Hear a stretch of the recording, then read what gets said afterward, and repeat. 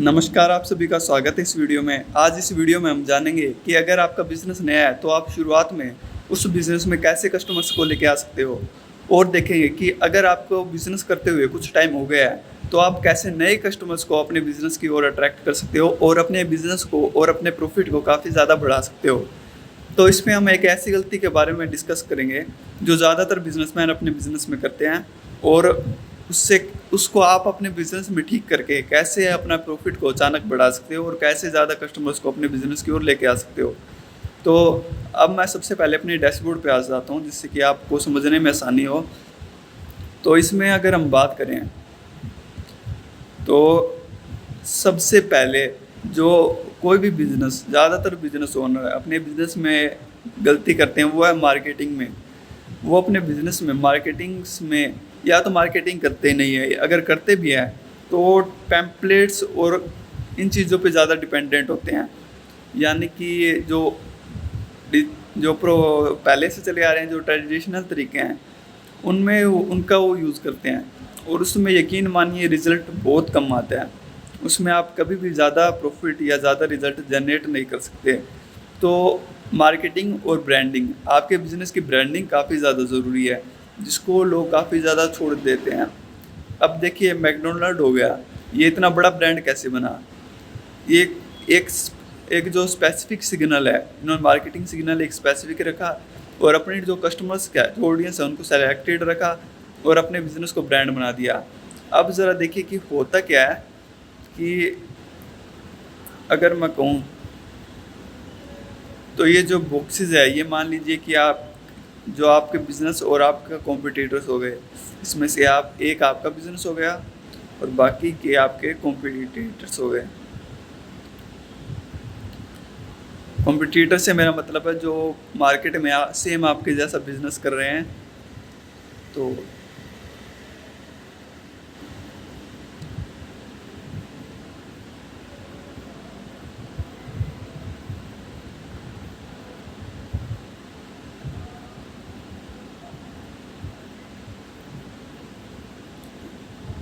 तो ये आपके बिज़नेस और आपके जो कॉम्पिटिटर्स हैं उनके बिज़नेस हो गए।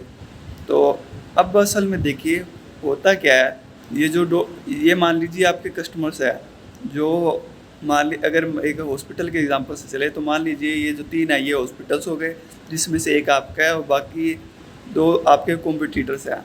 और ये जो डॉट में आपको दिखाई दे रहे हैं ये आपके कस्टमर्स यानी कि जो पेशेंट्स हैं जिनको आपकी सर्विस की ज़रूरत है वो हो गए।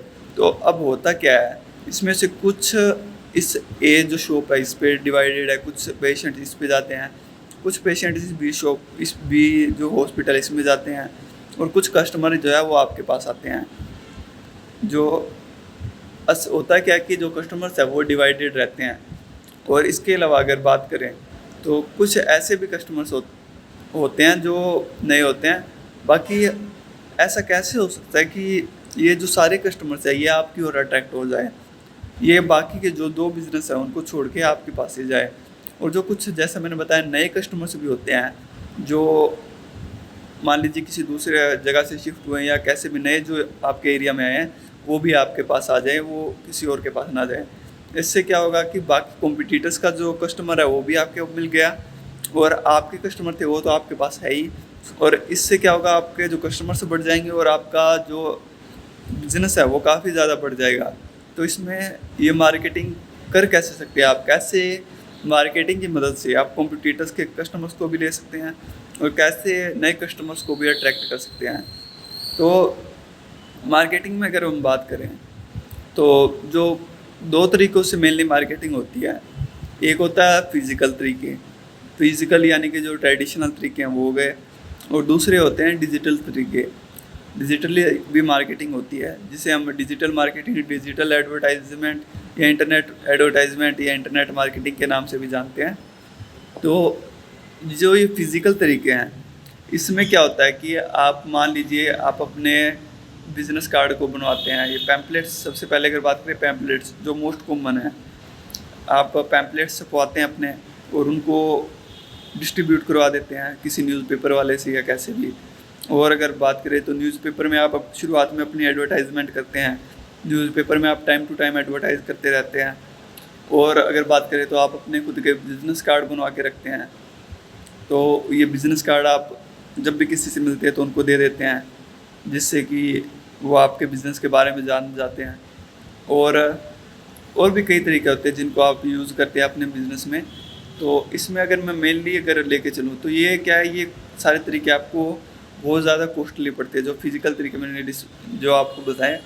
जैसे कि अगर मैं एक न्यूज़पेपर का ही एग्जाम्पल लेके चलूँ, तो कुछ शहरों में अगर आप लोकल एडवर्टाइजमेंट भी करते हैं, सिर्फ अपने शहर में आप अपनी एडवर्टाइजमेंट करवाते हैं, तो अगर आप इतनी सी जगह में भी अपनी जो पेज है, फ्रंट पेज, अगर उसमें आप इतनी सी जगह में भी अगर आप अपनी ऐड डलवाते हैं, इतनी सी छोटी सी जगह में भी, तो भी आपको काफ़ी ज़्यादा पैसे देने पड़ जाते हैं। मान लीजिए कि ये करीब करीब 50,000 के आसपास आपकी जो कॉस्ट आ जाती है, कि अगर इतनी छोटी सी एडवर्टाइजमेंट करवा रहे हैं तो भी आपको 50,000 रुपये देने पड़ जाते हैं।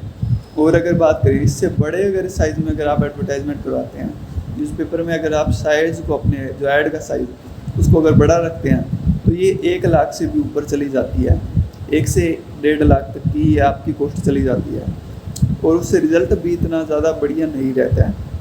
यकीनन न्यूज़पेपर से रिज़ल्ट रहता है, लेकिन मैं आपको बताऊंगा कि कैसे इससे बढ़िया रिज़ल्ट आप इससे कम पैसे में भी जनरेट कर सकते हैं। तो जैसे कि मैंने बताया कि आप 50,000 में की अगर ऐड देते हैं, तो भी आप मेनली अगर कहें तो अगर आपका कोई थोड़ा कॉस्टली बिजनेस है तो आप 20 से 30 कस्टमर्स को लेके आ सकते हैं। आपको मैक्सिमम इतने ज़्यादा ही कस्टमर मिलेंगे, जनरली आइडिया रहता है इतना। तो इसमें क्या आपकी कॉस्ट बहुत, आपके जो पैसे हैं वो बहुत ज़्यादा लग रहे हैं, लेकिन आपको रिजल्ट काफ़ी ज़्यादा कम मिल रहा है। जैसे कि आप देख सकते हैं,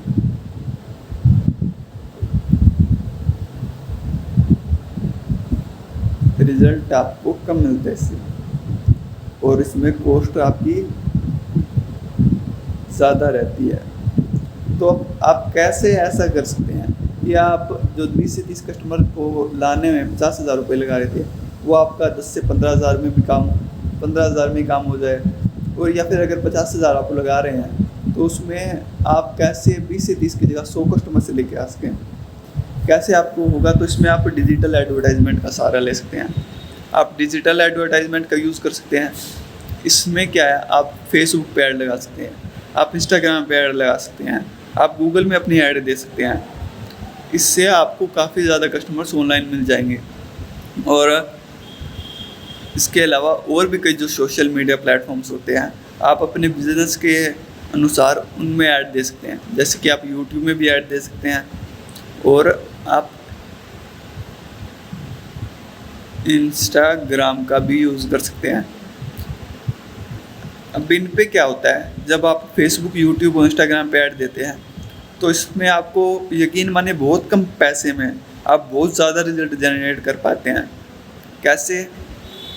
इसमें आपकी कॉस्ट हमेशा आपकी जो कम रहती है और आपका रिज़ल्ट ज़्यादा रहता है। और इसमें क्योंकि अब जैसे कि आप किसी न्यूज़पेपर की बात करें, तो न्यूज़पेपर को छपवाने के कॉस्ट उसमें काफ़ी ज़्यादा पैसा लगता है, लेकिन फेसबुक में ऐड छपवाने का कोई जो फिज़िकल जो चीज़ है, जो कागज़ हो गया, उसकी कोई कॉस्ट नहीं आ रही है। तो इसलिए इसमें इन जो ये प्लेटफॉर्म्स होते हैं, इनमें आपका खर्चा कम रहता है, और आप करीब जो मैंने बताया, जो रिज़ल्ट आप 50,000 में लेके आते थे, वो 15 से 20,000 में ही लेके आ सकते हैं। और इसमें आप जो 50,000 रुपये लगा रहे थे, 50,000 तो बहुत ज़्यादा हो गए। अगर आप 15,000 की भी ऐड लगाते हैं, तो आप 50 से 100 लीड्स निकाल पाते हैं। 50 से 100 कस्टमर्स को आप लेके आ सकते हैं अपने बिजनेस में। इससे आपका बिज़नेस काफ़ी ज़्यादा बढ़ जाएगा, और आप नए जो कस्टमर्स हैं उनको काफ़ी अट्रैक्ट कर पाओगे। क्योंकि आज के टाइम में फेसबुक हर कोई यूज़ कर रहा है, इंस्टाग्राम हर कोई यूज़ कर रहा है, यूट्यूब भी हर कोई यूज़ कर रहा है। तो इससे आप जो कस्टमर्स हैं उनको अट्रैक्ट कर पाओगे।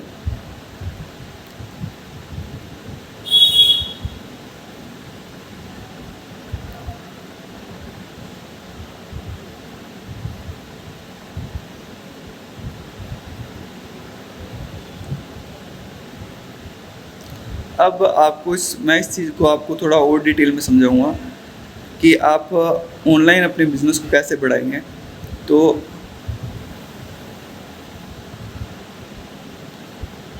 सबसे पहले मान लीजिए कि आपने फेसबुक इंस्टाग्राम जैसे प्लेटफॉर्म पर ऐड लगाई, तो सबसे पहले क्या होता है, आप एक बटन वहाँ पे आपकी ऐड के नीचे एक बटन रहता है, वहाँ पे मान लीजिए आप अप्लाई का बटन रख देते हैं। तो जब भी कोई उस अप्लाई के बटन पर क्लिक करेगा, तो ये जो आपको फैसिलिटीज़ है न्यूज़पेपर या किसी और जो फिज़िकल जो मीडियम था उसमें नहीं मिलेगी। तो इसमें जैसे ही कोई आपकी ऐड को देखता है, अगर उसको थोड़ा कुछ इंटरेस्ट है, मान लीजिए आप हॉस्पिटल की ऐड कर रहे हैं, तो उसने हॉस्पिटल की ऐड को किसी पेशेंट ने देखा, उसको ज़रूरत थी, उसने अप्लाई किया, तो उसके सामने कॉन्टैक्ट फॉर्म आ जाएगा, जिसमें क्या वो अपना नेम, फ़ोन नंबर आपको दे देगा। नेम, फ़ोन नंबर और आप कोई भी डिटेल और अपने हिसाब से रख सकते हैं, वो आपको दे देगा।